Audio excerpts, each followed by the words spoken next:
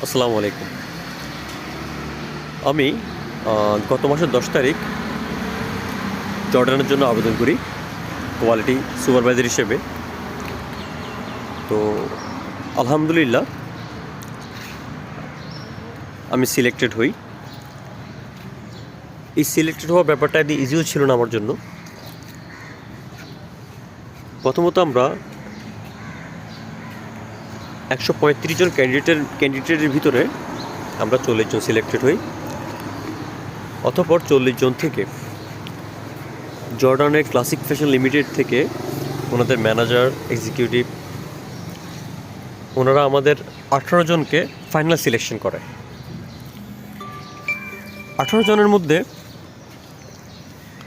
আমরা যখন মেডিকেল করি সেখান থেকে একজন আনফিট আসে, বাকি থাকে আমরা 17 জন। 17 জনের মধ্যে 15